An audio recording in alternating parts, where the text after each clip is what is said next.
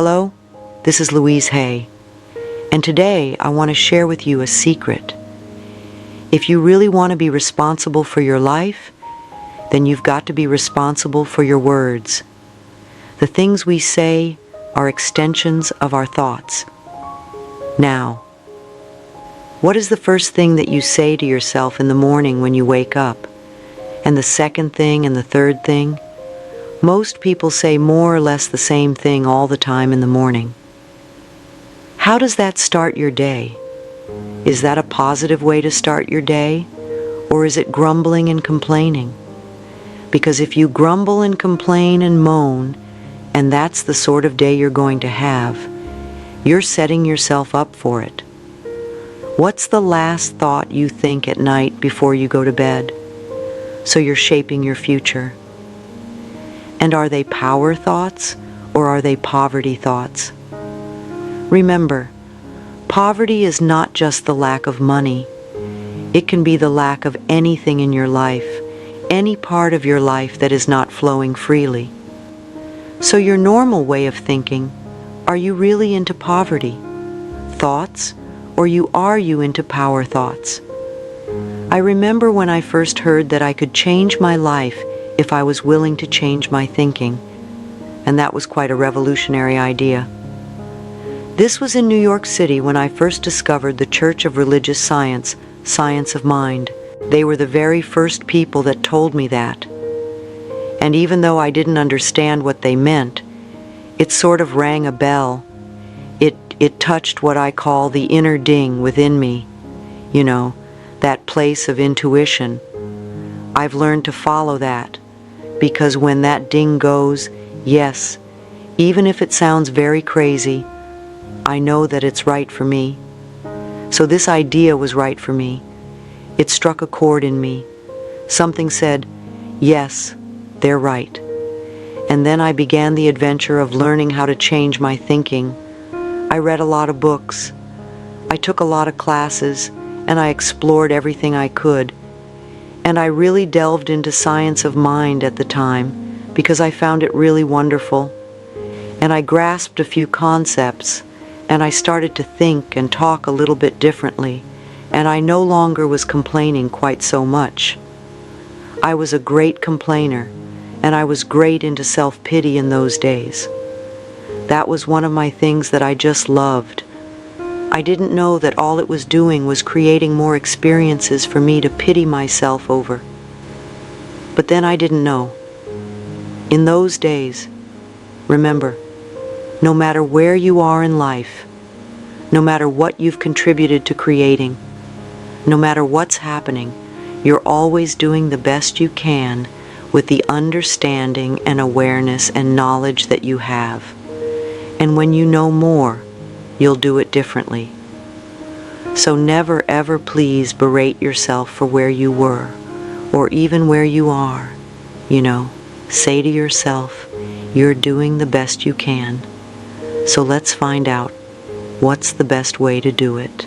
Because if all you do is tell yourself that you're stupid, then you stay stuck. You need loving support if you want to make changes. I started to watch some of what I said, and I became aware of my self-criticism, and I tried to stop it, and I began to babble affirmations without quite knowing what they meant, and a few small changes began to take place, and I started doing with the easy ones. Of course, I got the green lights in the parking places.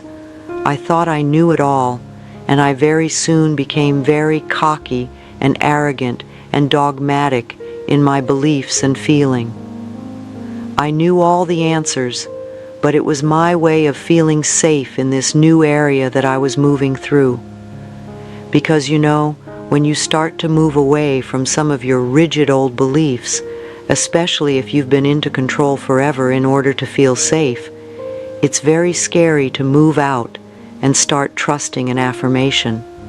I mean, this is, a thought that's going through your mind and you're trusting it to change your life. That's a very scary thing to do. So I was grasping onto things, and yet it was a beginning. It was a beginning for me, and I still had a long way to go. And like most of us, I didn't find the pathway always easy and smooth, because just babbling affirmations didn't always work, and I couldn't understand why. What was I doing wrong? Was this one more example of me not being good enough? But my growing understanding enabled me to start the forgiveness process. You know, if you're walking down the street and somebody bumps into you and you whip around, you're very angry. How dare they do that? And then you see that the person is blind. The understanding that you have instantly dissolves that anger. And I think that when we can really begin to understand the childhood of the people who have done us wrong, it enables us to go almost beyond forgiveness and into understanding so that we can open the doors to our own heart. You see, people who have problems loving themselves are always people who are not willing to forgive because non-forgiveness shuts that door. And when you forgive and when you let go, not only does a huge weight drop over off your shoulders, but the doorway to your own self-love opens up. People will say, "Oh, such a load has dropped off." Well, of course, because you've been carrying this burden forever. Now, I'm not saying that we're condoning poor behavior, because we're not. We don't want to be in bondage ourselves. It is something that perhaps happened a long, long time ago. As my forgiveness of them grew, so did my willingness to forgive myself. Forgiveness of ourselves is enormously important. See, many of us grow up and we began hating our inner child for having had those experiences, and we do the same things to our inner child that they did to us. We just continue it. And that's very sad, because when we were children and other people may have been mistreating us, we didn't have options. But when we grow up and we are mistreating our own inner child, that's very sad and very, very tragic.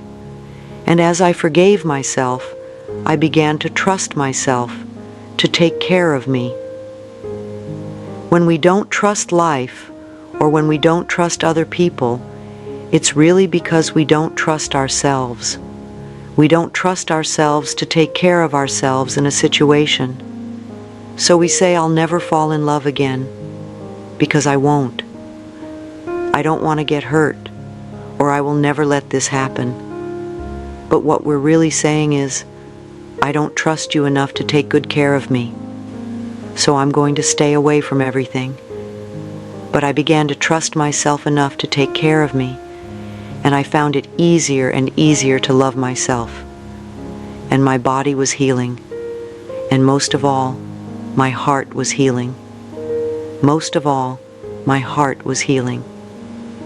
You know, as Dr. Harrison says in that wonderful book, "Love your disease, forgiveness of both the self and the parents, or dropping the past," which is what you're doing cures more illness than antibiotics ever will. And he also says it takes a lot to stop children from loving their parents, but when they do, it takes even more for them to forgive. And therapy usually revolves around the willingness to forgive. When we won't forgive, when we won't let go, what we're really doing is binding ourselves to the past. And when you're stuck in the past, you cannot live in present time. And if you cannot live in present time, how are you going to create a glorious future? Because this stuff from the past just bounces over and creates more future stuff. Dr. Harrison with Love Your Disease and Bernie Siegel with Love, Medicine, and Miracles are both marvelous people. I quote them a lot because they're medical doctors who are into the spiritual way of looking at life and truly understand the connection of body, mind, and spirit. And it's interesting. Now I also discovered mirror work, and I did daily sessions in front of the mirror. 5 or 10 minutes or 20 minutes in the morning is wonderful, and you get better results if you can be consistent. All day long I thanked myself before I went to sleep. I thanked myself for what I had done during the day and knowing that I had done the best I could.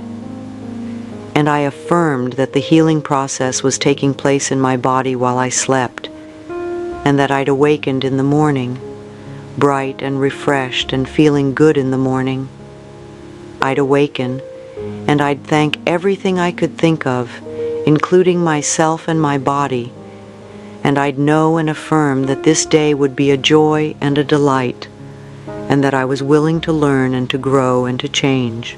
And I learned also that I could make changes without seeing myself as a bad person. Too many of us, we have to be wrong or bad in order to make a change. That's why we criticize ourselves so much. We think it's going to make a change, but it doesn't. When we can come from loving acceptance, then the changes come much easier. And we make a change because we want to improve the quality of our life, not because we're a bad person who has to be better. And it's a different way of looking at it.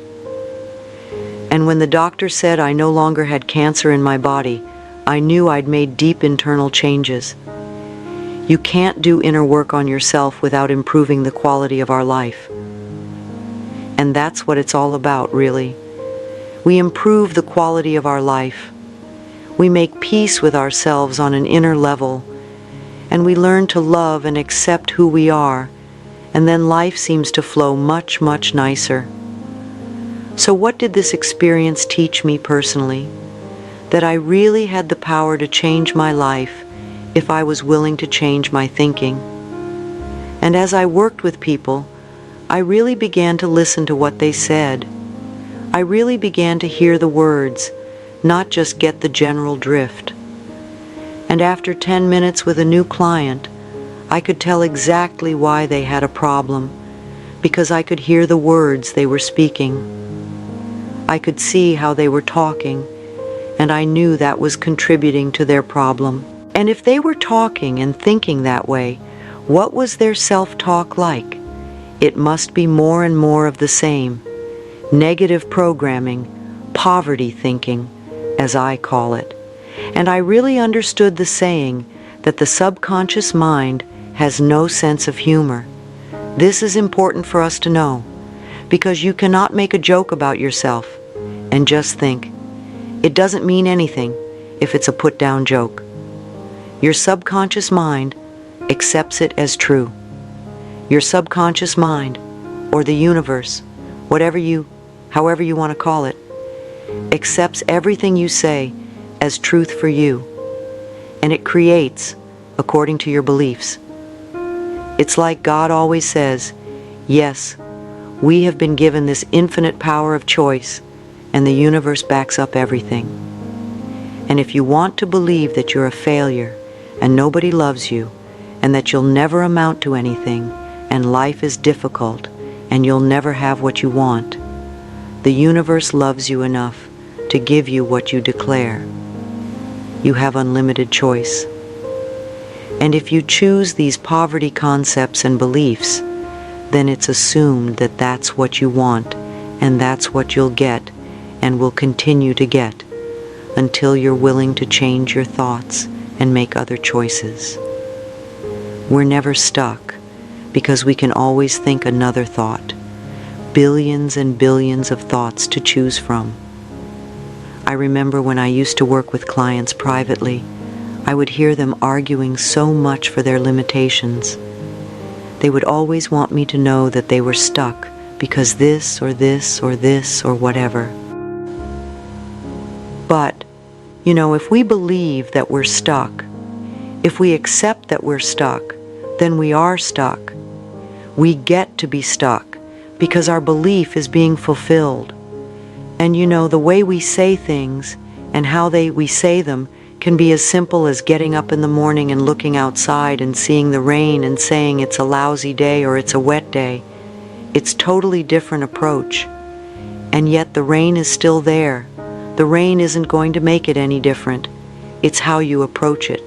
So notice how happy, joyous people usually have very nice lives. And notice how lonely, unhappy, poor, ill people often talk. How do they have a tendency to talk? What words do they use, And what have they accepted as the truth for themselves? How do they describe themselves? How do they describe their work, their lives, their relationships? What do they look forward to? What have they accepted as truth for them? And please don't run around telling perfect strangers that they're ruining their lives, and don't do it with your friends or family either, because it's not going to be appreciated. But use this information to begin to make connections that you can apply to yourself, because it's your life you want to change. Are you willing to change your life by changing your thinking? Because even on the smallest level, if you change your thinking and the way you talk, your experiences are going to change. Are you willing to change yourself? Talk into positive affirmations. Now remember, an affirmation is really anything we say or think.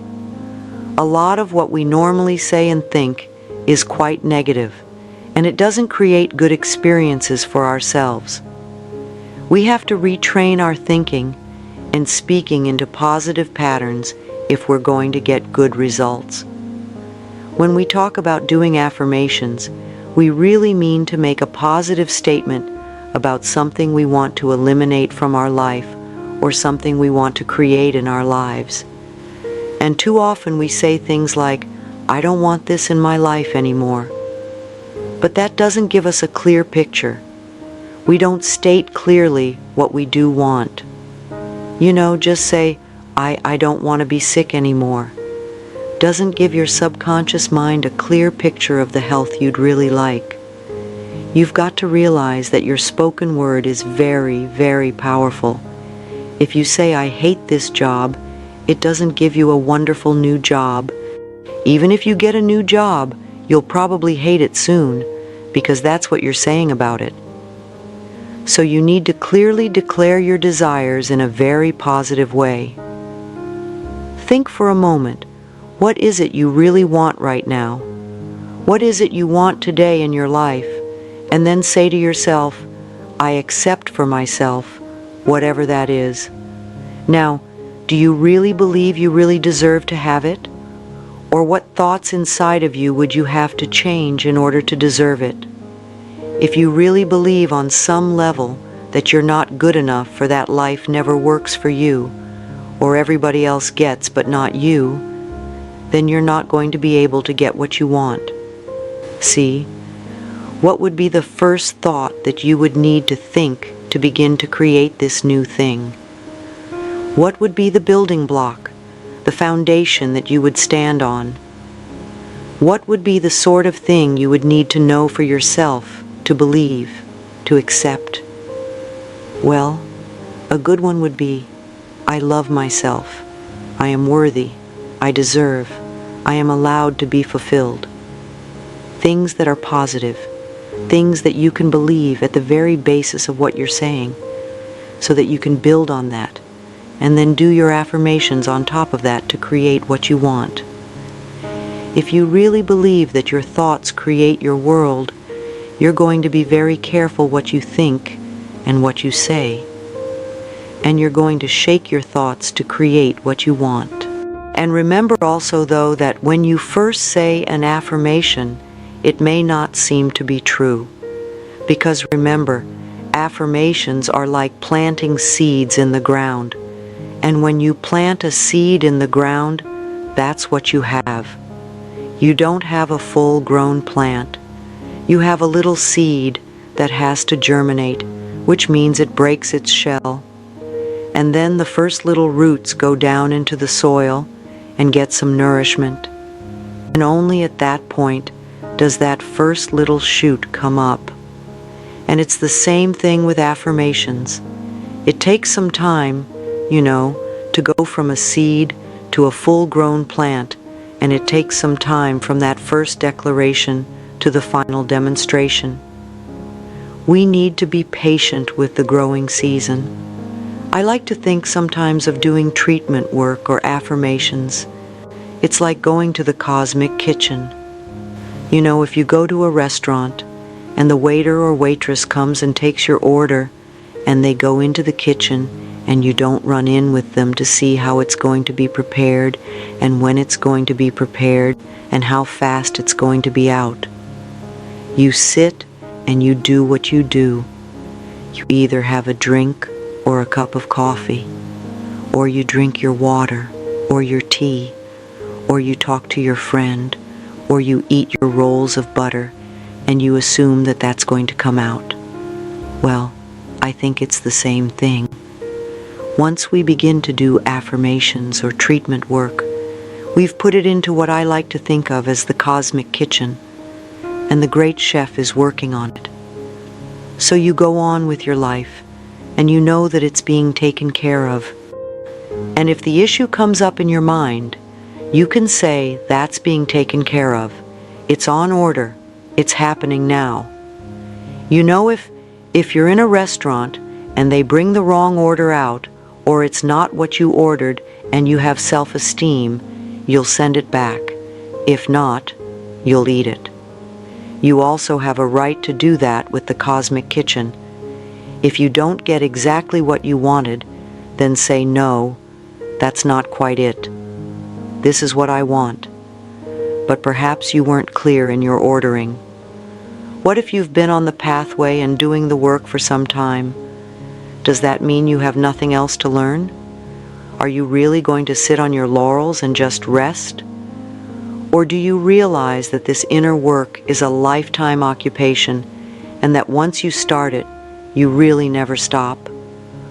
Or you can hit plateaus and you can take vacations, but basically it's a lifetime work, so you want to look at your life, really check it out.